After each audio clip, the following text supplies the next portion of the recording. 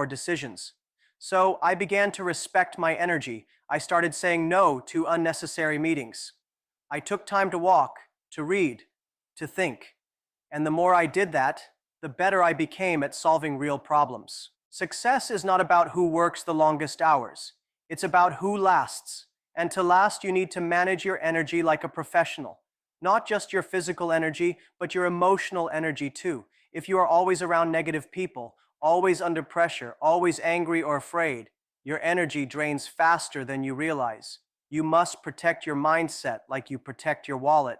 Guard your focus like you guard your passwords. Your attention is your power. Don't waste it on noise. This doesn't mean take it easy. No, it means be smart, be deliberate, work hard during your hours of focus, truly work.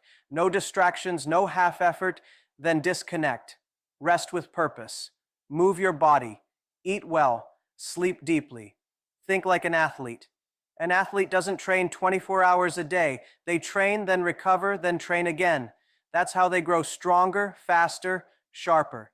You need the same cycle: effort and recovery, drive and renewal, push and pause. It's easy to glorify being busy, but being busy is not the same as being productive. Real work happens when you're present, not when you're overwhelmed. So learn to listen to your body. Learn to notice when your mind is tired. Take breaks before you crash. Say no before you're stretched thin. Be strict with your time, but generous with your energy when it counts. So many people spend their lives thinking, planning, dreaming, but they never build. They talk about their ideas, they imagine their goals, they write long to-do lists, but nothing gets created. No action, no product, no real progress. You can read all the books, take all the courses, watch all the videos, but until you build something with your own hands, nothing really changes. You don't need to build a company on day one. You don't need to create the next big invention. Just build something: a blog, a YouTube channel, a small business, a portfolio, a simple app, a website, an Instagram page that helps people. It doesn't matter how small it is. What matters is that it becomes real, something you can touch, something people can use, something you can show and say, I made this. People often ask, how do I build confidence? I tell them, confidence comes from creation. When you take something that only existed in your mind and you bring it into the world, you begin to believe in yourself. You don't need applause. You don't need permission. You need to see proof that you can take an idea and turn it into something that lives outside of your head. That's where belief is born, not in theory, but in action. In the early days of my journey, I didn't have much, but I built. I built small websites. I built presentations. I built teams. I built trust. Every little thing I built gave me more energy to keep going. Even when I failed, and I failed many times, the process of building gave me strength. It taught me what worked and what didn't. It taught me who I was and who I was not. Because when you build, you learn by doing, and that's the fastest way to grow. You see, most people are stuck because they want to build something perfect. They want to have the best logo, the perfect launch, the flawless product. But perfection is not the goal. What progress is. You don't need to build the final version on the first try. You just need to begin. You can improve later, you can upgrade later, but start now. Start with what you know. Start with what you have. Start with who you are today. There's something magical that happens when you finish something, even something small. Maybe it's just a one-page website. Maybe it's a short ebook. Maybe it's your first online store. But when it's done, when it exists, you gain momentum. You prove to yourself that you are not just a consumer, you are a creator. You stop saying someday and start saying, I already did this and now I can do more. And don't wait for other people to join you. If nobody supports your idea, build anyway. If nobody claps for you, build anyway. The beginning is always quiet. You don't build for fame, and you build for growth. You build to get better. You build to learn. The people who win are not the ones with the loudest dreams. They're the ones with the most finished work. That's what separates the talkers from the doers. Even if you fail, even if nobody buys it, even if it goes unnoticed, it's still a win.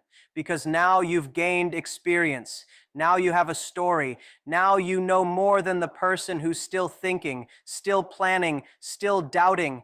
And the next thing you build will be stronger, faster, better, because you built the first one. So many doors open when you create something. People take you more seriously. Opportunities find you. You attract collaborators. You gain clarity, not because you said the right things, but because you've done something, because you've shown the world and yourself that you're willing to take your ideas seriously enough to turn them into reality. Many people today are following the wrong people. They scroll through social media, watching billionaires on yachts, influencers in luxury suits, motivational speakers on big stages. They follow celebrities and think, this is success. But let me tell you something. Watching success is not the same as learning how to build it. You don't need another role model to admire. You need a mentor who can actually guide you through the dirt. When I was younger, I didn't need someone rich and famous to inspire me. I needed someone who could sit with me even for 5 minutes and say, don't make that mistake again. Do this instead. That kind of advice is more valuable than 1,000 YouTube videos full of motivational quotes, because mentorship is not about inspiration, it's about instruction. You see, celebrities are easy to admire. They look successful. They sound successful. They show you their cars, their houses, their perfect lives. But you don't know what's real. You don't know what's fake. You don't know how they started, or what struggles they hid, or what shortcuts they took. You're chasing a story, not a system, and that can make you feel worse, because the more you watch them, the more you think, why am I not there yet? But a mentor, a real mentor, they are close to you. Maybe they're not famous. Maybe they don't have 1 million followers, but they've walked the path you're trying to walk. They've made mistakes you haven't made yet. They've learned things the hard way, and now they can help you avoid those same holes in the road. They don't care about showing off. They care about helping you grow. Sometimes your mentor isn't older than you. Sometimes they're just 1 or 2 steps ahead. That's enough. Don't wait to be mentored by someone at the top. Look for people who are reachable, who are still close to the ground, who remember the struggle. They are often the best teachers, not because they're perfect, but because they still remember what it feels like to be lost. And here's another truth. Mentorship is not always formal. It's not always a big program or a coaching contract. Sometimes mentorship happens in small conversations, a lunch with a manager, a message from someone who's done what you're trying to do, a book written by a real entrepreneur who tells you the truth, not just the highlights. Don't wait for a perfect mentor.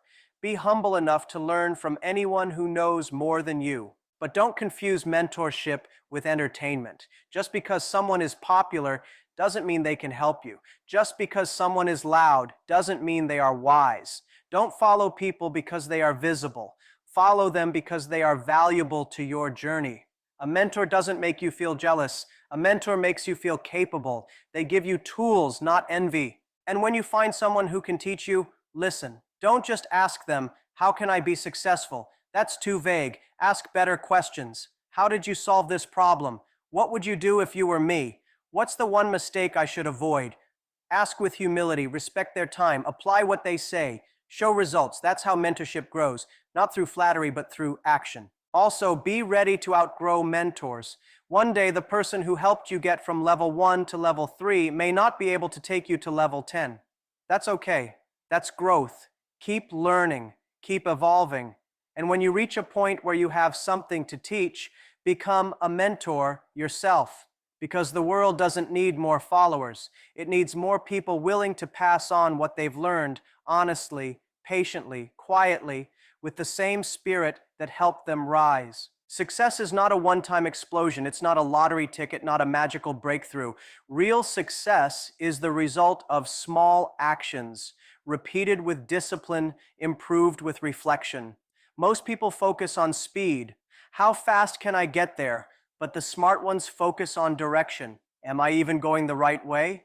That's where reflection comes in. If you never stop to look at what you're doing, you'll keep repeating the same mistakes. You'll work hard but stay stuck. You'll be busy but not effective. That's why one of the most powerful habits you can develop is to pause once a week and ask yourself, what did I do? What did I learn? What can I do better? You don't need a fancy journal, and you don't need an app. You just need 30 quiet minutes. Maybe on Sunday night, maybe early Monday morning. Sit down. No phone, no distractions. Just you and your thoughts. Ask yourself the hard questions. Be honest. Not emotional, honest. Look at your actions like an outsider. What worked? What didn't? What patterns do you see? The goal is not to judge yourself. The goal is to understand yourself. Because when you understand what's really happening in your life, you gain control. You stop reacting. You start improving. It's not about doing more, it's about doing better. People often ask me, how do I become more productive? So my answer is simple: reflect more. Because when you reflect, you notice the wasted time. You see the conversations that drained you, the projects that went nowhere, the habits that held you back. You realize where your energy is going, and then slowly you begin to redirect it. Don't wait until the end of the year to reflect. That's too long. By then, you've already forgotten what happened in February. You've already lost 11 months. Instead, make it a weekly habit. At the end of each week, ask yourself 3 simple questions. What did I do well this week? What did I do poorly? What can I do differently next week? If you do this every week for 6 months, you will be a different person. Not because you made one giant leap, but because you took 26 small steps, each one slightly better than the last. That's how real change happens. Quietly, gradually, consistently. And then comes the daily part. If weekly reflection is the map, daily improvement is the walk. Every day you apply one small change from your reflection, just one. You don't try to fix everything at once. You focus. Maybe today you respond to emails faster. Maybe tomorrow you spend 10 more minutes on deep work. Maybe the day after you listen more carefully in meetings. Tiny shifts, but when added up, they compound. Improvement is not always exciting. Sometimes it's boring. Sometimes it feels like nothing is changing. But if you trust the process, you'll look back one day and realize you are sharper, faster, calmer, more focused, not because of luck, because of deliberate adjustment. I know people who work hard, but they never grow because they never stop to ask why they're doing what they're doing.